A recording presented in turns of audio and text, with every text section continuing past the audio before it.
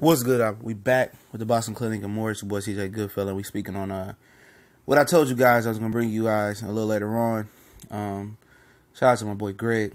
He put these pieces together.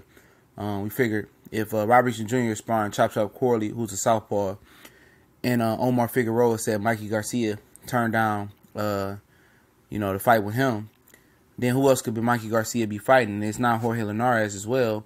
And it's obviously not, he's not going to be fighting for the vacant WBO because he's the alphabet champion at 135. Now, this video was delayed a little bit because my nephew's birthday, we celebrated it. We turning up, you did. But, turning the big 8. Still calling him a baby though, but, we here. But now we got time to talk about this matchup, and most people are down on Lipinets. Even guys that was up on him before he fought Oquendo, people are down on him. And you had bad nights. He thought he was ready for Terence Crawford. He was talking all that junk, talking about Crawford vacating because he don't want to fight me, and Dongo was ducking me. And he go out there and had that performance versus Oquendo. Some people thought Oquendo won. I didn't score the fight, but I thought Oquendo could have won that fight. We understand who was the Al Heyman and who was the A-side fighter. It was Lipinets. And, Oquendo came to fight, and I told you guys after that fight, I'd love to see Oquendo come back and fight again. But my boy Greg was like, yeah, who else can Mikey Garcia be fighting other than Sergey Lipinets, unless he's talking about going to 147, and the Mikey Garcia fight is still open. He put his name in the Mikey Garcia sweepstakes. Mikey Garcia and Brandon Rios is still potentially on the floor. So this is just this is a hypothetical. But, if Mikey was to fight Sergey Lipinets, it'd be a good fight. Lipinets could fight. Lipinets got, solid speed. He got good power. He got good ability. I know a lot of people gonna ridicule him for the Oquendo fight because Oquendo was a virtually unknown. He fought his first 20, 30 fights over there in one venue over there in Asia. But Lipinets did have a cut. He dealt with some adversity.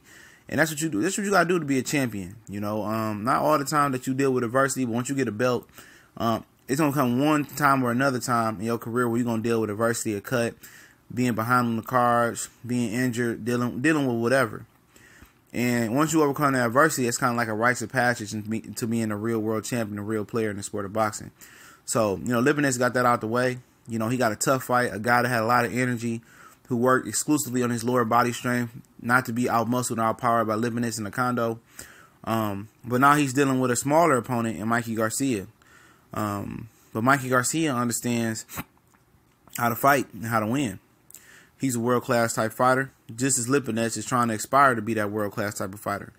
And make a name for himself. This would be a really, really good fight. I thought Omar Figueroa was all wrong for Mikey Garcia. Lipinets was supposed to be eyeing Adrian Broner. But I guess, why go for Adrian Broner when you can have a guy that beat Adrian Broner, Mikey Garcia, if this is the case and the scenario lines up. Garcia's been real mum on who they're going to be fighting. We know it ain't going to be a Broner rematch. We know it ain't Jorge Linares. We know it's not Omar Figueroa. And Robert Easter Jr. sparring southpaws. We know it ain't we know it ain't Robert Easter. We know it ain't Terry Flanagan, who moved up to 140 pounds. We know it's not for the vacant 135-pound title. And we know it's not for the vacant 140-pound title, which Reese Hooker out of Dallas, Texas, and Terry Flanagan is supposed to be fighting for. So we can rule out all those different scenarios, and when it comes down, it's either he's moving up to 47 or 50 or 47 to fight Danny Garcia or somebody else, or he's moving to 140 to fight Lipinets. And I don't think it's 47 because he said he would be open to a clash with Lomachenko at 35 in the summer of 2018. So he had to stay around that 135 neighborhood. So 140, it could be Lipinets. Maybe he's trying to be a 2-division champion real quick and have a belt at 35 and had a belt at 140 and kind of have his pickings. And I think that would be a wise move. Who would I favor? I guess I favor Garcia for now, but I think Lipinets is skilled enough to compete and possibly win the fight. But I think Garcia is just, a couple notches better than Lipinets right now. But Lipinets is a fantastic skilled fighter. And this would be another great fight in 2018. If we get Omar and Broner, that'd be the end of Broner. If Broner lost that fight. We got Groves and Ebanks Jr. You know, either some people with Ebanks Jr., some people would not Ebanks Jr. Looking at the comment section. You know, you got Earl Spence, Lamont Peterson, Adonis Stevenson, Badou Jack. You got the Cuban guy going against Abel Sanchez at the cruiserweight. You got the cruiserweight World Boxing Super Series tournament still going on. So it's a lot of good fights going on in the first quarter of 2018. And boxing is thriving. And hopefully more of these promoters, managers, advisors can work together and we can, you know, come together and get a lot better fights.